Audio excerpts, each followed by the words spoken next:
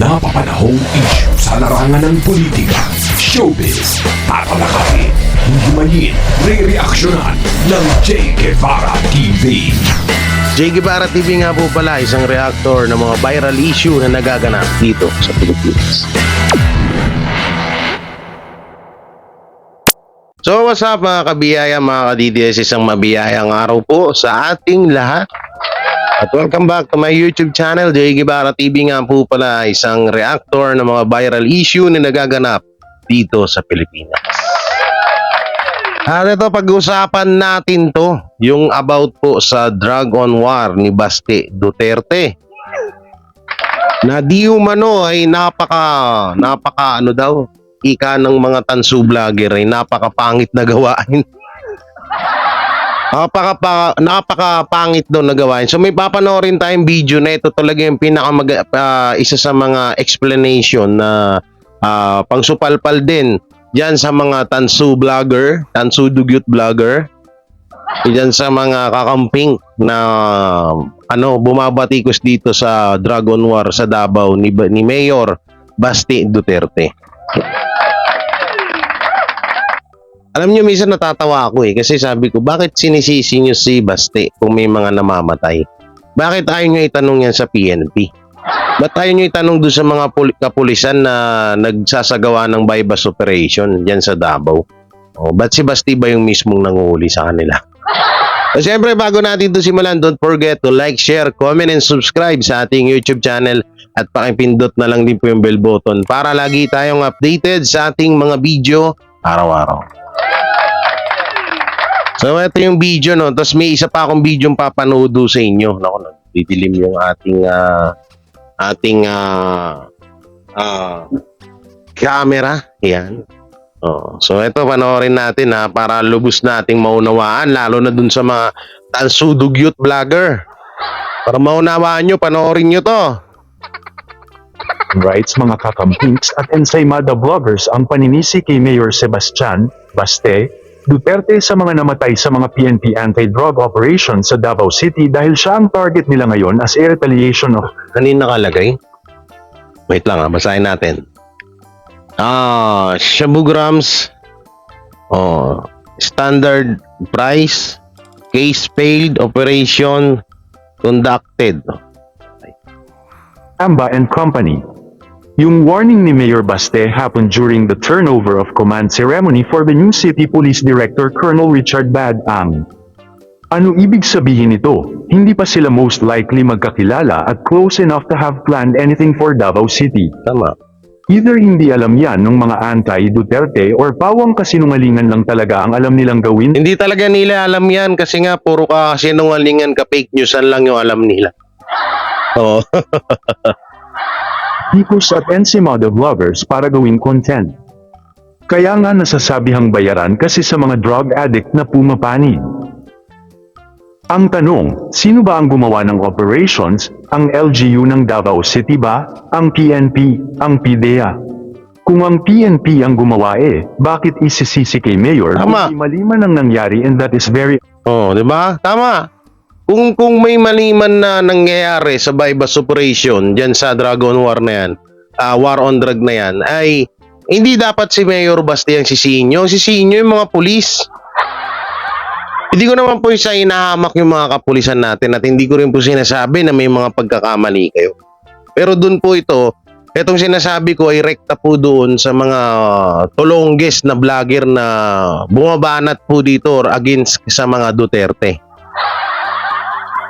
Nakakasuka naman kayo, biruin nyo pinagtatanggol nyo yung mga adik. Ang lupit nyo naman. Apakalupit nyo naman. Kailangan ata kalusin yung mga utak nyo. Biruin nyo, adik, pinagtatanggol nyo. Ang lupit. Dare to even consider automatically na meron just because may mga namatay sa operations. Always, the rule of thumb is the principle of presumption of regularity will apply unless evidence says otherwise. So, if may namatay sa mga legal and legitimate police operations, ang bilang niyan ay hindi sa LGU but on the PNP and the President's anti-drug campaign. Same if naging successful ito without deaths. Ito ang bagay na hindi nila talaga magets. Bagkus pagmukhaing mas kriminal ang politikong nilalabanan ng mga problema sa bansa na kagaya ng droga na pangunahing rason kung bakit may mga krimen na nagaganap. Oh, yan, totoo yan. No? Mas, ang ginagawa kasi ho ng mga tansu vlogger ay ipinapalabas po nila na masama itong si Mayor Basti Duterte. At goods po yung mga adik doon sa Davao. Oo, yun yung pinapalabas nila eh. Parang mas gusto atang suportahan ng mga tao yung mga tao na halang yung bituka na ng mga nagtitinda ng droga doon sa Davao para manira ng ibang buhay. Yun ata yung gusto nilang yun ata yung gusto, yung pinagtatanggol nila. Kaya minsan pag may napapanood ako, human right na naman daw. Di ba natatandaan niyo yung sinabi ni Tatay Digong na dati, yung about dyan sa Dragon War na yan at human right na yan. Sinabi ni Tatay Digong na ayan nyo kapag natapos na ako dito sa mission ko na to at kung ano man yung mga isisisi sa akin, handa naman akong makulong. Sabi ni Tatay Duterte, kung meron man akong nagawang mali, ba't hanggang ngayon, tingnan nyo si Tatay Digong, di ba? Hanggang ngayon ay wala pa rin yung sinasabi lang ng mga vlogger na papadampot na sa ICC daw. Kalukuhan yun.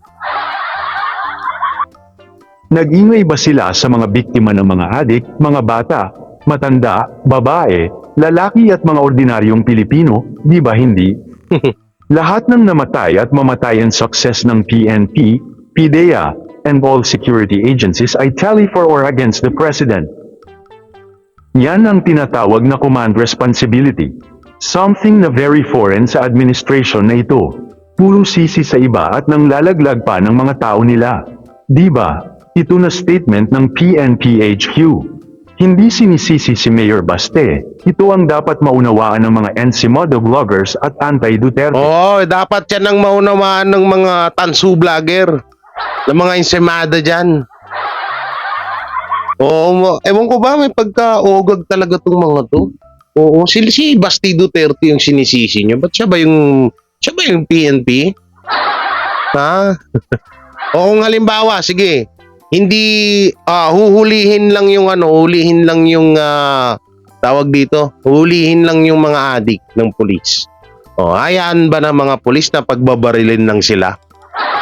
Siyempre, didepensahan nila yung buhay nila. Isip-isip nga kayo. Kaya may mga namamatay dyan sa Dragon War dyan sa Davao kasi nga, nang lalaban. Diba? Sino ba yung makita ng pulis na dumapa na, tapos nakaposas na, tapos babarilin pa ba nila? Sa anong dahilan? Wala naman natang ganun, diba? Kasi Raulo nitong mga to, ano gusto nyo? Yung mga pulis yung mamatay. Tapos yung mga adik yung mabuhay, ganun ba? I am not sure po if it was within the period where the local chief executive of Davao expressed some sentiments. That is his personal sentiment. On the part of the PNP, there was no explicit instruction na ganyan po ang gagawin sa police operation. In fact, the instruction is to make sure all our PNP personnel conducting police operation must adhere to the intent and spirit of the police operational procedure po. Ito mismo ang pahayag ni PNP spokesperson Jean Pajardo. Ang isyong ito naman ay binigyan ng comment, reaction ng well-known influencer na si Mr. Real Talker. Panuuri ng full video para sa iba pang detalye na magsisimula naman pagkatapos ng maiksing intro. Si Mr. Alam nyo, bilib ako dito kay Mr. Real Talker na to, no? Hindi siya umano, no? Hindi siya bumaliktad. NP? Nakakagulat, no? Iimbestigahan daw nila ang mga nangyayaring killings, no? Pagdating sa mga drug-related person na namatay or yung mga addict at nagbebenta ng droga sa Davao City. Panoorin natin. Pinaiimbestigahan na ng PNP ang serye ng anti-drug operation sa Davao City kung saan 7 ang napatay. Matapos umanong manlaban, ilang araw lang yan matapos magdeklara ng drug war si Mayor Baste Duterte. Nasa frontline ng balitang yan, si Brian Basa. Muna ko dere, di mo mohawa, di mo undang, at yun tamo. Yun! Ito ang babala ni Davao City Mayor Sebastian Baste Duterte sa mga durugista. Alam nyo kung ganito lang talaga katapang yung mga umuupo sa ating gobyerno, maano rito, tahimik dito sa Pilipinas, sa totoo lang. Yung tipong may mga, yung mga Basti Duterte na may yag balls talaga. Oo. Ito yung kailangan natin dito eh. Talagang matatakot at maalarma yung mga taong halangang bituka. Yung mga ganyan-ganyan, mga... Alam mo yun, hindi sila takot. Marami kasi, alam niyo yung mga anti-Duterte, mga anti-Duterte supporters, yung mga tao na mga panatiko ng hate nila ang Duterte. Ayaw nila sa mga ganito eh. Sa mga Duterte, yung mga ganitong bitawan nila Baste na patayin kita kahit ganyan kasi ang nasa isip agad nila kailangan kailangan na human rights no, puta mag-human rights ka pa yung mga taong namamatay diyan sa dragon war na yan ay mga halangang bituka. Kaya lalong lumalaganap dito yung droga sa Pilipinas dahil dyan sa mga mindset na ganyan. Human rights pa. Pero yun yun, ang daming sinisira na buhay nun. Oo, tapos yun pa yung kinakampihan nyo, mga ugag talaga kayo. Sa kanyang lungsod, sinabi ito ng alkalde sa turnover ceremony ng bagong hepe ng Davao City Police Office noong Biyernes. Kasunod yan ng anyay pagtaas ng bilang ng mga gumagamit ng iligal na droga sa lungsod. Papatayin din daw ni Mayor Baste ang mga nagbebenta ng droga kung hindi aalis sa Davao City. Dili ka for madaot ang family, ang mga community tungod na nga na for your selfish venture. Gusto lang ka mo dato, mamaligya kag droga, niya, imong daoton ang lain tao tungod sa imong because of your greediness, pat yun. Pagkatapos siyang sabihin ng alkalde noong Biyernes, Alam nyo si Basti Duterte, parang si Tatay Digong din talaga, no? Alam nyo yun parang Rodrigo Duterte new version. Yung mga salita, yung panindigan, yung tapang, no, yung kilos, 'di ba? Talagang akala mo si Tatay Digong pa rin talaga, no?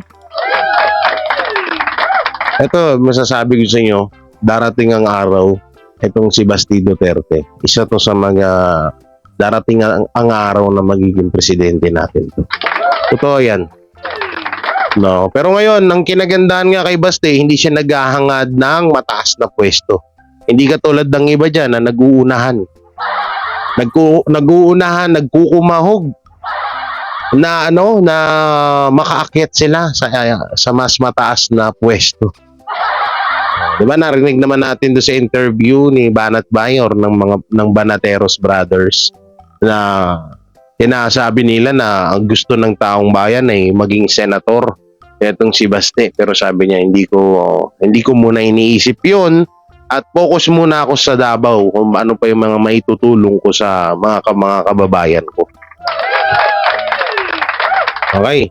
drug personalities ang namatay sa magkakahiwalay na buy-bust operations. 17 naman ang naaresto. Pero giit ng Davao City Police, normal na operasyon at walang kinalaman ang banta ni Mayor Baste sa sunod-sunod na patayan. O yun naman pala eh.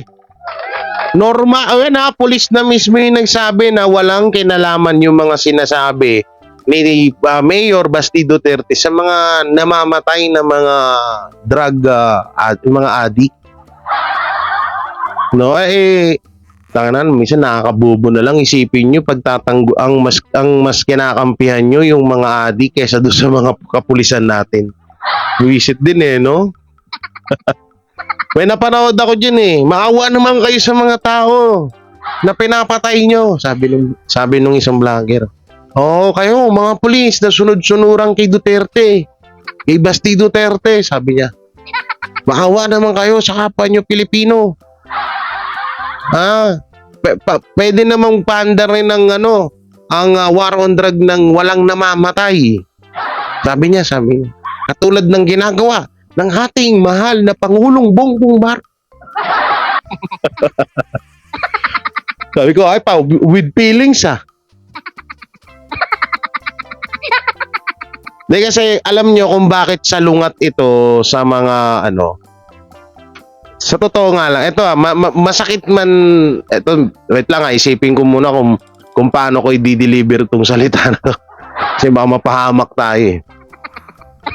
Ang sinasabi ng mga tansu vlogger ay gayahin daw ng mga Duterte yung pamamalakad ni Bongbong Marcos about sa war on drug, no?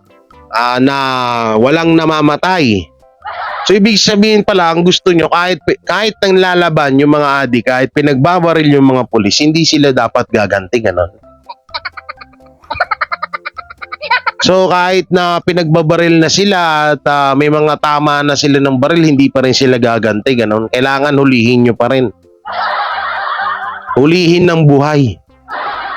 Anak ng teteng naman.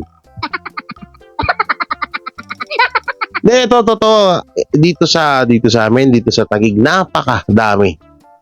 Napakadami dito. So, totoo lang po, napakadami. Pero, ba't mo napindot yun? Pero nung panahon ni Tatay Digong, nagsiwalaan to sa amin.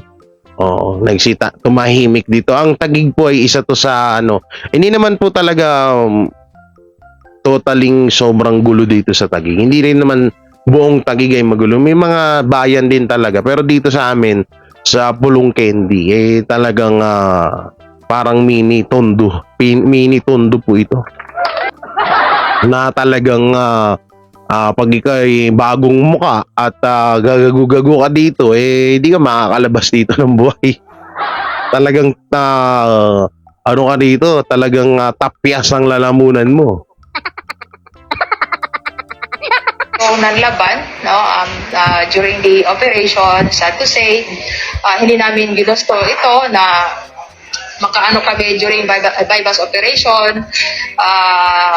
Sadya lang talaga na nanlaban sila at kailangan protektahan ang kanilang sarili sa kapulisan natin. Yun nga yung ayaw ng mga tansu vlogger, ng mga tansu dugyot vlogger na kapag binaril kayo ng mga adik, wag kayong gaganti.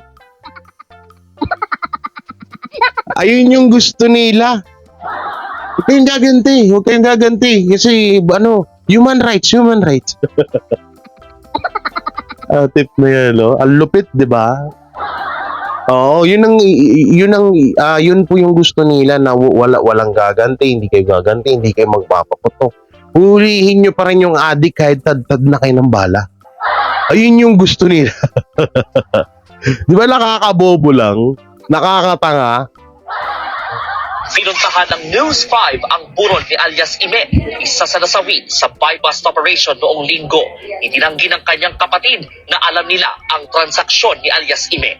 Mako na lang siguro, talagsa lang siguro. Siyempre, nakikita ka mga barkada siguro yung anak mga bugoy-bugoy siguro. Ikinabahala ng Commission on Human Rights ang pagdedeklara ng drug war ni Mayor Baste. Ayan na naman. Iimbestigahan daw nila ang drug killings.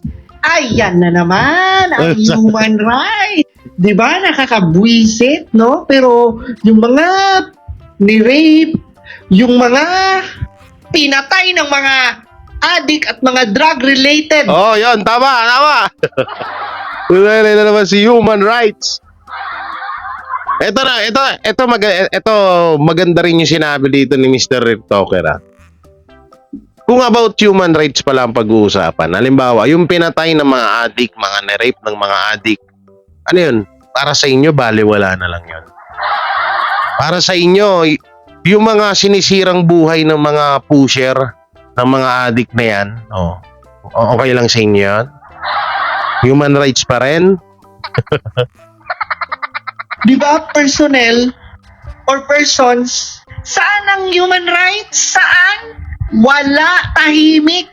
Tapos ngayon, di ba, na nagdeklara na naman, no? Si Mayor Baste ng kamay na bakal sa mga gumagamit, nagbebenta at mga drug-related person, ang ingay-ingay niya. Ang ikinapagtataka ko lang mga lords, no? After magdeklara ni Mayor Baste ng war on drugs, no? Of course, ni-remind niya, no, ang gagamit at magbebenta ng droga sa loob ng Davao City, umalis na kayo, kung hindi, may paglalagyan talaga kayo. It's a reminder, you know? Oo, tama. Pero, grabe, no? Yung head ng PNP, grabe, no? Gusto pa nilang paimbestigahan ang mga operasyon na nangyayari sa Davao City. Bakit? Para saan? Ang soft nyo kasi. Kaya siguro Doon naman sa head ng PNP na yan na gustong paimbestigahan ng mga nangyayaring krimen or pagpatay sa mga drug user or pusher, ay hindi rin natin masyado masisisi yan kasi nga hawak ng gobyerno yan. Malamang sa malamang susunod sila sa ipinag-uutos sa kanila. Kung may nag-uutos man. Oo. Ang dapat kasi imbestigahan dyan na yung mga namatay na yan ay yung mga ginawa din nila. Oo. Bakit ayaw nilang puntirin? Halimbawa, ginawa nung isang addict na yan, may mga iba pang kaso yan. Bukod dyan sa pag-addict niya. Diba? Pero bakit rumerekta sila kay Duterte, kay Basti Duterte? Tapos kapwa naman nila, pulis din yung nagsabi. Dana, parang hindi naman kayo mga pulis eh. Kapwa pulis nyo na mismo nagsabi na may nanglalaban, kaya may namamatay. Alangan naman na hindi nila patulan yun, hindi nila depensahan yung sarili nila. Hindi naubos yung mga kapulisan natin dito. Talaga ewan ko ba, ang hirap sa Pinas ngayon, no? Tara po tayo ibang bansa. Pag yumaman talaga ako, magpapagawa ko sarili kong mundo. na lang nanghakbang si Mayor Baste kasi napaka-soft nyo kasi. Hoy, for your information, dumadami na po ang addict, dumadami na po ang mga gumagamit, dumadami na po ang mga nagbebenta. Ha? Kailan nyo pa ipapatupad ang strict implementation? Tama. Pag marami ng mga nabiktima ang mga addict, pag marami ng mga... Kailan nyo ipapatupad yung war on drug na yan, yung kamay na bakal? Kapag lahat na tayo, kamukha na tayo ni Makumbak. Ha? Ganun ba? Ganun mo gusto nyo? Na yung mga pisngi natin magsilubugan na? Magsilubugan at yung mga mata natin lumuwa na? Bago kayo magsagawa ng kamay na bakal na yan? Kung hindi, nag-iisip. Pag marami ng mga lolong sa droga ng mga kabataan natin, wake up! Diba? Binabanatan nyo ang Davao City, binabanatan nyo, diba? Si Mayor Baste. Mas okay nga yung ginawa ni Mayor Baste. Para yanig talaga lahat. Takot talaga lahat. Tama.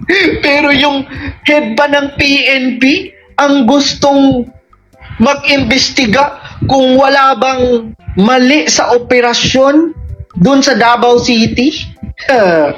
Diba? Ay, huwag talaga kayo sa mga Duterte. Pag nag-implement yan na tapos kayo. kita nyo naman, diba? And nakikita ko yung concern ni Mayor Baste na ayaw niya lang talagang mabiktima, no, ang mga Davaoenos sa paggamit, pagbenta, at maging lulong sa droga. And it's a good move. Sana nga sa buong Pilipinas. Sana nga. May totoo sa'yo ngayon talaga, promise, kahit saan ka magpunta, talagang makikita mo na makikita mo na na yung about dyan sa droga na yan. So ito yung isa sa mga ano, ito yung vlogger na pinagtatanggol yung mga adik. So ito, Mayor Baste Duterte may sariling programa. Paano na ang policy ni PBBM or ni Pangulong Bongbong Marcos? So ito, panoorin natin to. Ito malamang issue na naman na pag-uusapan at magiging kontrobersyal. Alam ba ninyo na si Mayor Baste Duterte ng Davao City ay merong inilunsad na war on drugs? Ibig sabihin may mga illegal drugs sa Davao. Kaya nagiging kontrobersyal ito. Ito pag sinabing war on drugs parang related sa tukhang noong under President Duterte noong araw sa buong bansa na naging kontrobersyal dahil lang kung bakit merong usapin ngayon ang Duterte at si Senador Bato de la Rosa na dating PNP Director General sa International Criminal Court. Sa di umano paglabag sa karapatang pantao ng mga natukhang. Basa. Kaya ito ay magiging kontrobersyal dahil hindi po ito, kung di ako nagkakamali, ang policy ng Pangulong Marcos. From day one, mula nung June na siya umupo ng 2022, ang sinabi niya, tuloy ang kampanya laban sa illegal drugs. Pero rule of law. Ibig sabihin, imbestigahan, kung may ebidensya, kasuhan, dalhin sa korte at magkaroon ng due process. Due process. Irespeto ang karapatang pantao, buhay ng... Bakit due? Due process. Bigyan sa kampanya ito. Pero ang direktiba ng Pangulo, tuloy ang kampanya sa illegal drugs. Na kakaiba ito dun sa war on drugs ni Mayor Baste Duterte. At ang report ngayon, initially, merong 4 o 5 na umano ang naging biktima, casualties, sa war on drugs sa Davao. Diba? Nagtatanggol niya yung mga adik. Kampanya, labanan ng illegal drugs. Pero yung pamamaraan, yan na naman ang magiging kontrobersyal. Kasi iba sa policy ng national government na ipinag-utos ng... So halimbawa ganito, Mike Abe, ang policy ng government ay huwag pumatay. Pero pwedeng mamatay yung mga pulis. Papayag ka? Katulad niyan kasi ito kulang na lang sabihin nila pero ito talaga yung parang gusto nila mangyari. Na kapag nagsagawa ng war on drug ang mga pulis ay parang gusto nila na wag lumaban yung mga kapulisan natin sa mga hinuhuli nila na mga pusher or addict. No? Parang gusto yun nata gusto nyo eh. Hindi naman po sa masaya kami na may namamatay, no. Hindi naman po sa ganun. Pero sana naman, no, mas dapat nga mas maging proud kayo sa ginagawa ng mga Duterte kasi nga ang ginagawa nila yan malaking naging patunay na dito sa Pilipinas. Ano na po siya, bali na napatunayan na talagang may magandang naidulot, talagang nagsitahimikan at na tumino yung mga tao. Kaso kung ganyan ng ganyan na pagbabawalan nyo, sinisilip nyo ang mga Duterte, lalo na si Basti Duterte, dyan sa about war on drug na yan, wala mangyayari sa atin dito. Puro na lang tayo rito nga. Paano mo mapapaamin yun? Paano mo mahuhuli yung kung mabait ka pa rin sa kanila? Halimbawa, yung mga pulis, yan na, nakakita ng may surveillance, may uhulihin sila ngayon. Kasi war on drug na. Itong mga to, may mga baril din yan, may mga bakal yan. May mga hindi mawawalan ng mga bitbit yan. Tapos pangalawa pa, sabog yan. Matapang, sila si Super Saiyan. Diba? Superman ang pakiramdam nila. So ibig sabihin kahit pinagbabaril na yung pulis, hindi pa rin sila lalaban? Hindi pa rin sila magpapaputok para maalarma yung adik, ganun ba? Parang ang labo naman nung pinaglalaban nyo. Noon, sa Philippine National Police at Philippine Drug Enforcement Agency at lahat ng mga law enforcement agency na kumakampanya laban sa illegal drugs.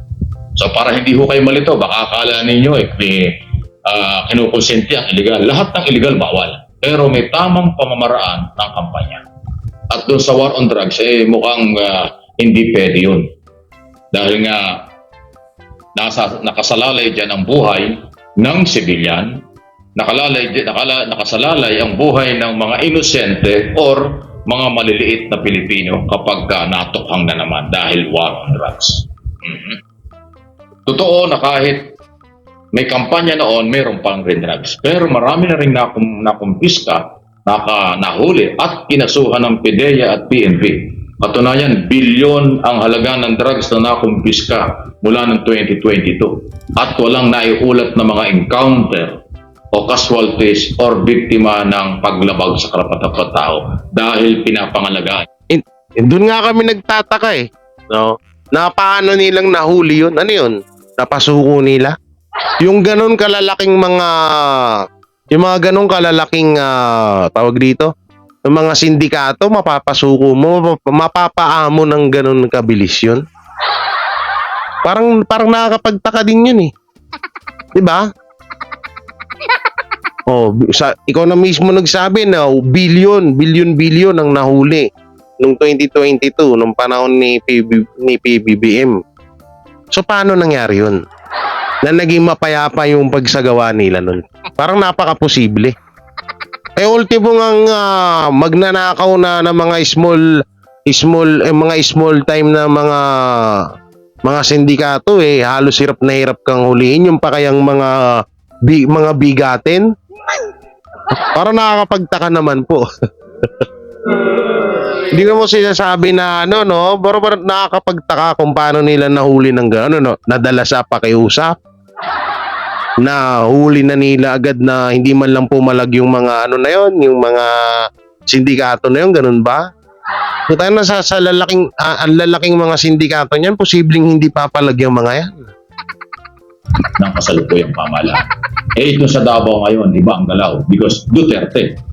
Yan ang style ni dating Pangulong Duterte na ngayon ay ipinatutupad nitong si Mayor Baste Duterte na anak.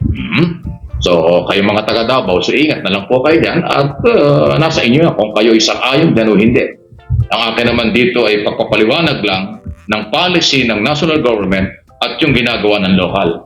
Challenge ito kay Mayor Baste Duterte at kay Secretary Benhur Abalos kasi under ni Abalos as DILG Secretary ang mga local executive from governor down to barangay chairman. Mayroong say, may power, may authority ang DILG sa halimbawa ay pagdisiplina o pag-suspended o kung ano man ang operasyon. Ngayon na nga, sinasabi mo na, bakit wala pang action ng DILG sa kay Duterte? Kung totoo man yung sinasabi mo. Tigil-tigilan mo kami, huwag mo kami bulagin, Mike Abe. Grabe to Pag wala, alam nyo, hindi ko pa to nakikita mag-live. Hindi niya siguro kayang mag-live, no? Hindi niya kaya kasi pag nag-live to, may hirapan to, magkakautal-utal to. Wala nang babasahin Ako po ay napaka-pabor po ako dun sa war on drug na yan. Lalo-lalo na sa Davao, sana nga dito sa Taguig, mangyari din yan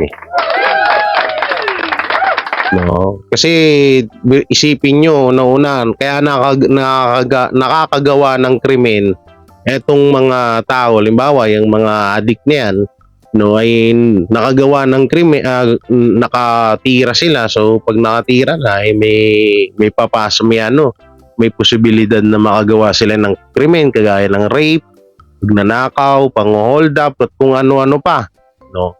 So, ibig sabihin napakagandang yung nangyayari na ginagawa ni Mayor Basti Duterte sa Davao na mababawasan yung mga tao na halanghang bituka.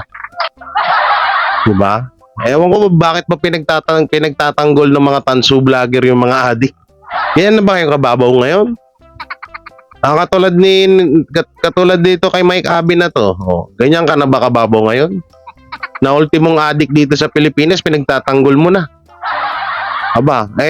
Kung iisipin nyo yung buhay ng tao, no, bakit yung mga sinirang buhay nila, hindi nyo naiisip nyo rin ba? Hindi, di ba? Kaya tigil-tigilan nyo kami, ha? Oo, sasabihin nyo na lang, hindi namin pinagtatanggol yung adik. Ano yung pinagtatanggol nyo? Ano ba yung mga namamatay sa war on drug? Di ba mga adik yun? Oo. Tigil-tigilin nyo nga ako.